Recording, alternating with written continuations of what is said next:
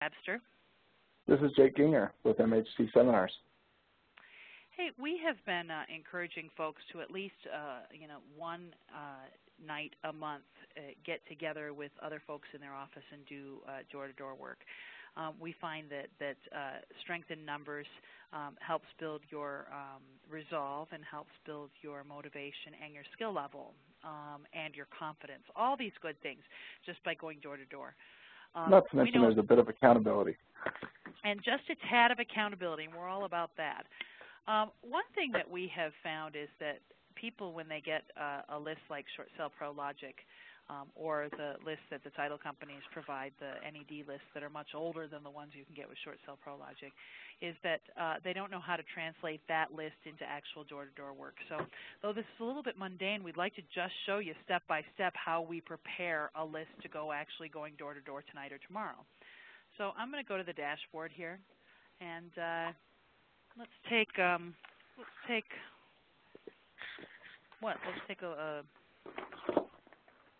Lakewood. Let's take a Why not? Let's go Wheat Ridge is smaller. Wheat Ridge.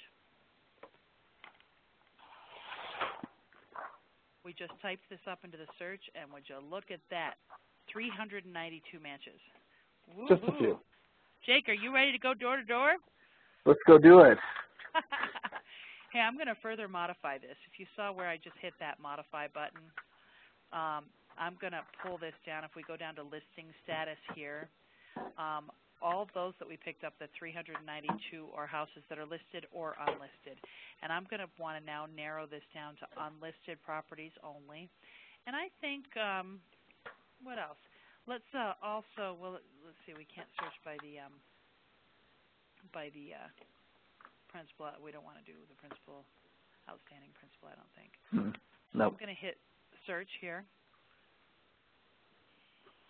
That brought us to 382, which means only 10 of these are listed.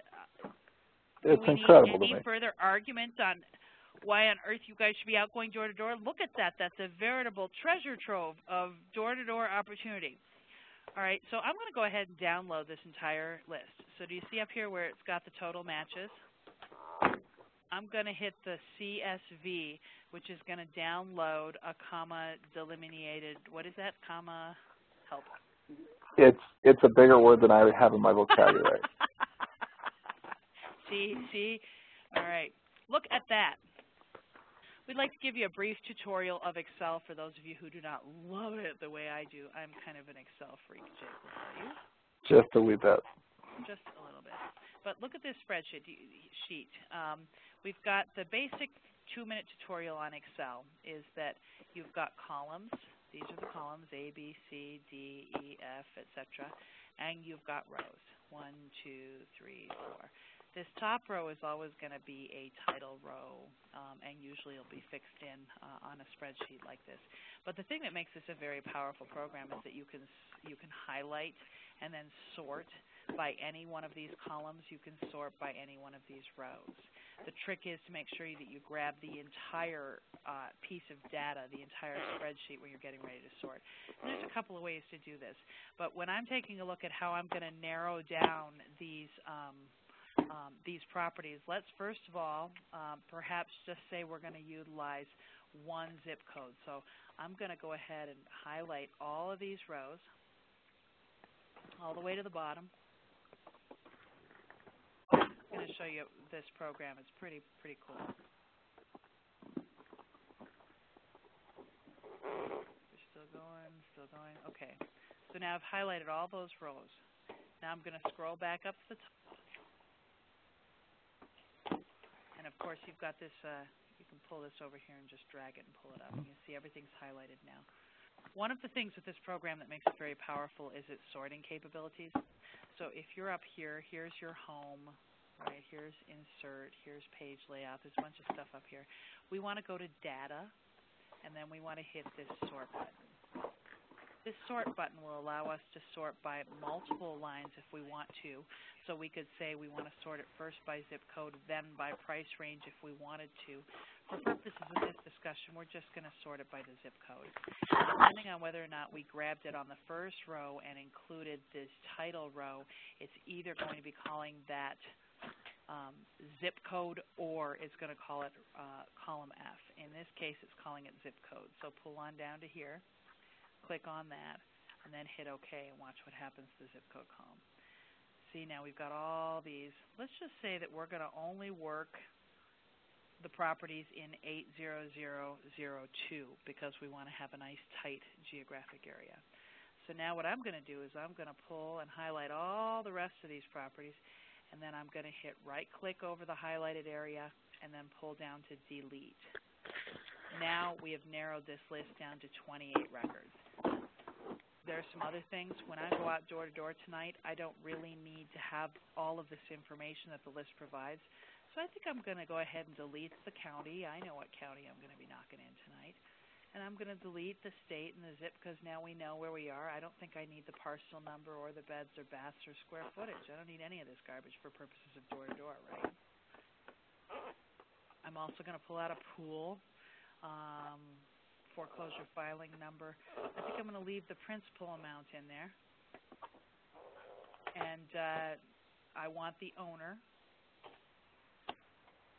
That's about all I need, isn't it? They'll tell me everything else I need to know. This is the information that I want. Now, are there any other things that I might do to sort down this list further? I probably only want less than 15 records. So, Jake, are there any other things that you think I should be sorting this on? You can look at price point. Okay. You can look at condos and townhomes. If you just want to focus on single-family residences, you can do that with this program. Excellent. If you want to focus on certain subdivisions, you can also sort it by subdivision, so you can see if there's a handful of notice of elections and demands that have been delivered to a certain subdivision. That way it again, makes the use of your time more efficient. Jake, there's an NED. It looks like a $409 million house. Let's go. Nice. Got some sense. Oops. Okay. It's a $409,000 house. So, okay, if we want 15, let's just go by a straight price point here. Say, and we will work just about any person who's in trouble. That doesn't mean we go out and actively pursue those $40,000 condos with $600 a month HOA fees. So now we've narrowed. But we like the challenge. We like the challenge. It's like a little notch. All right, so now we've narrowed this down to 15 properties.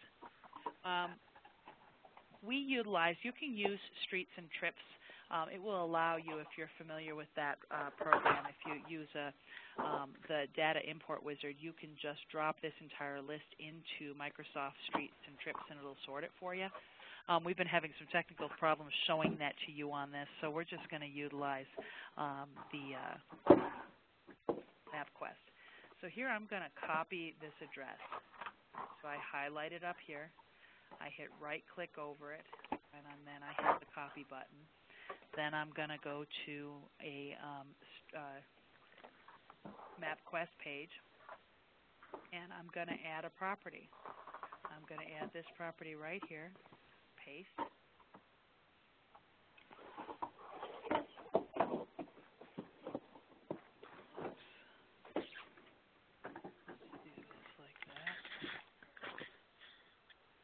Paste, and then hit directions.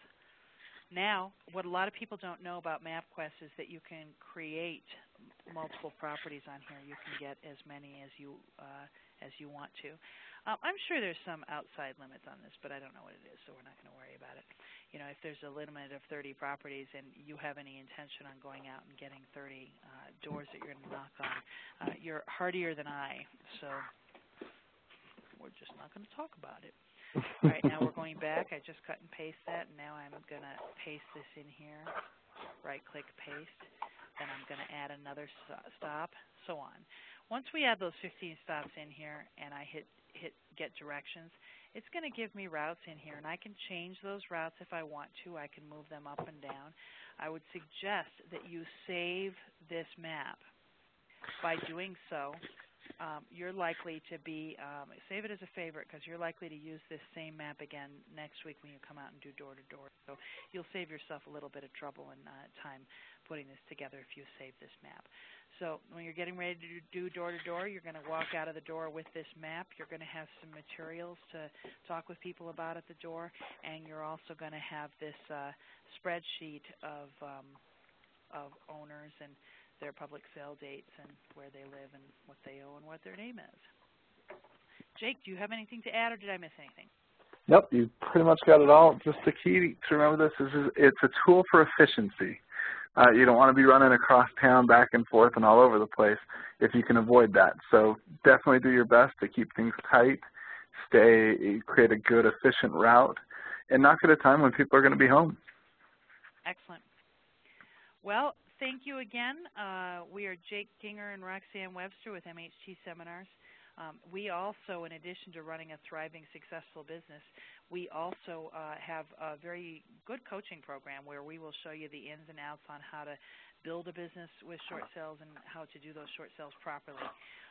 You can get some more information at our website, myhometeamdenver.com, or you can email us at info@myhometeamdenver.com. You guys have a great day. Take care now.